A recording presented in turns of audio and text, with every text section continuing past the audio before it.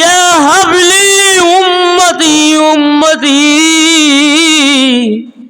আল্লাহ তাআলা রাব্বুল আলামিন আমাদের নবী হযরত মুহাম্মদ মুস্তাফা সাল্লাল্লাহু আলাইহি ওয়াসাল্লাম তিনি তার উম্মতের জন্য আল্লাহর নিকটে ফরিয়াদ করবে, আল্লাহ আপনি আমার উম্মতকে আপনি মাফ করে দেন।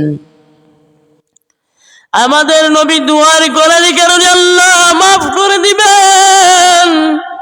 সকল নবীগণ তার তাদের উম্মতদেরকে নিয়ে আমাদের নবীর নিকটে আসিবে।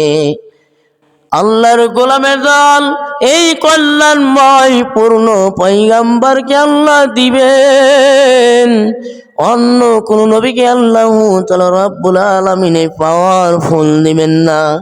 কেমন এক নবী পেয়েছি আল্লাহর গোলামের দল, কেমন নবী পেয়েছি যে নবী দুনিয়াতে না আসার সময় তার আগে তার পিতা দুনিয়া থেকে চলে গিয়েছে। দুনিয়াতে আসার 6 বছর বয়সে তার মা চলিয়া গেল, 8 বছর বয়সে তার বাবা চলিয়া গেল, তার দাদা চলিয়া গেল।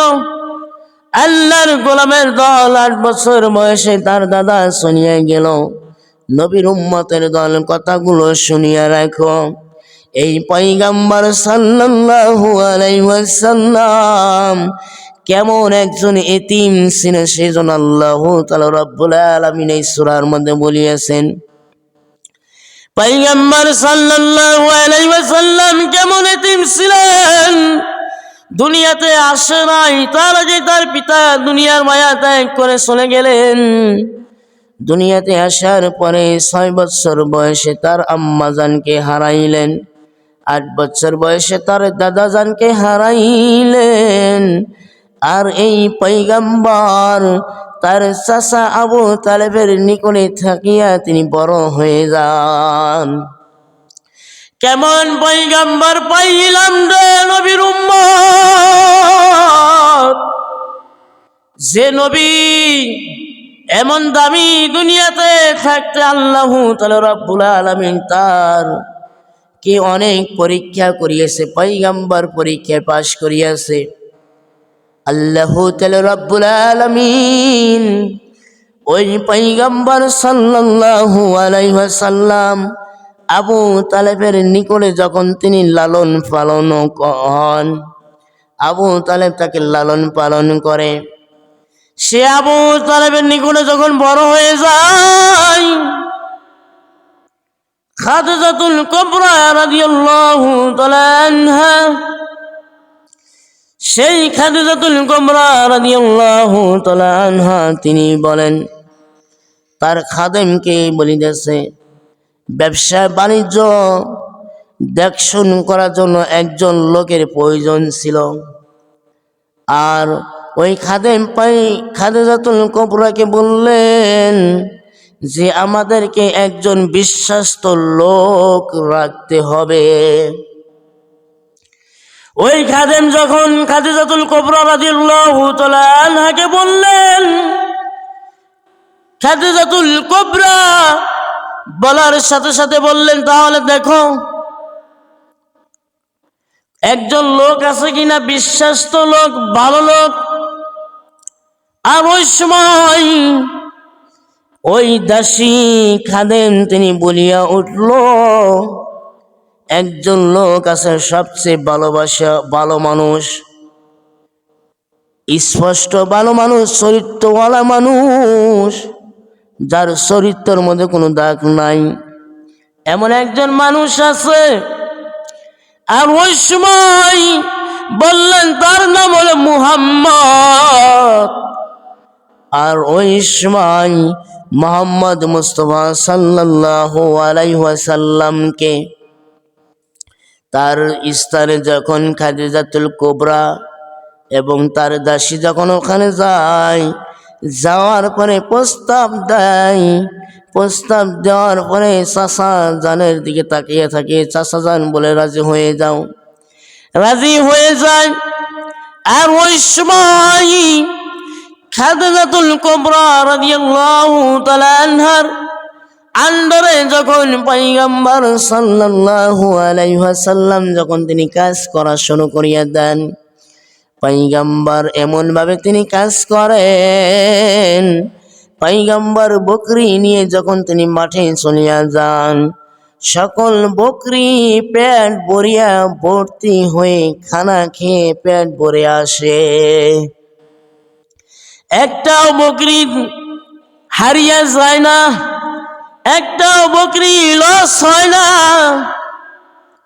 পয়গম্বর যখন তিনি খাদিজাতুল কুবরা রাদিয়াল্লাহু তাআলা আনহা যখন তিনি ব্যবসা বাণিজ্য করিতেন, ব্যবসা বাণিজ্য করার জন্য খেজুর নিয়ে যখন তিনি হাটে বাজারে পয়গম্বর তিনি যখন তিনি যান, পয়গম্বর সাল্লাল্লাহু আলাইহি ওয়াসাল্লামের খেজুর সকলেই কিনিয়ে নেন, বিক্রি হয়ে যায়।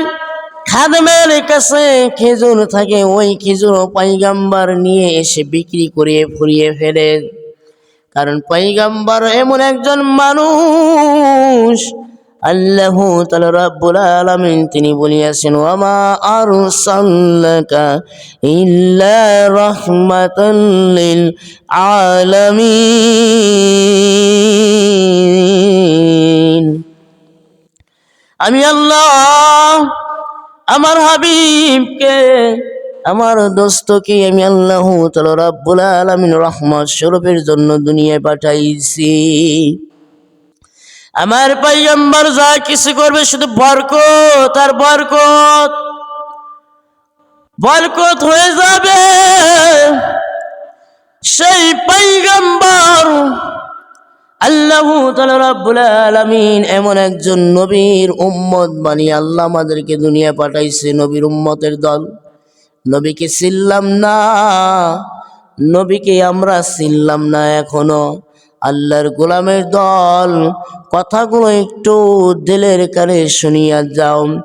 এই পয়গম্বর সাল্লাল্লাহু আলাইহি ওয়াসাল্লাম, তার মা ছিল না, বাবা ছিল না, দাদা ছিল না।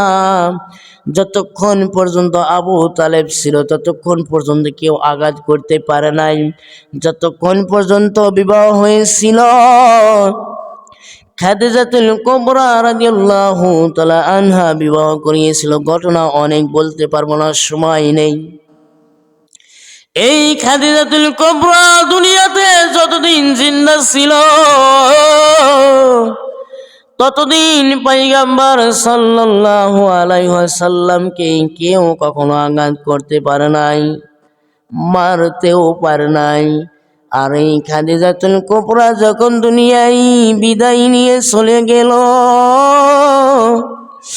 তারপরে দিকে পয়গম্বর সাল্লাল্লাহু আলাইহি ওয়াসাল্লামের আস্তে আস্তে তার কষ্ট আওয়াজ শুরু হয়ে গেল। কাফেররা, বেঈমানরা, নাস্তিকের দলেরা তাকে কষ্ট দেওয়া শুরু করিয়া দিল। পয়গম্বর সাল্লাল্লাহু আলাইহি ওয়াসাল্লাম সত্যবাদী ছিল। পয়গম্বর সাল্লাল্লাহু আলাইহি ওয়াসাল্লামের কোনো গুনাহ ছিল না। পয়গম্বর সাল্লাল্লাহু আলাইহি ওয়াসাল্লাম কোনোদিন গুনাহ করে নাই, নিষ্পাপ ছিলেন। এমন নিষ্পাপ ছিলেন, তারা জানতো পয়গম্বরের আখলাক সম্পর্কে, তারা জানতো পয়গম্বর নিকটে তারা আমানত রাখিত, জানতো। তারপরেও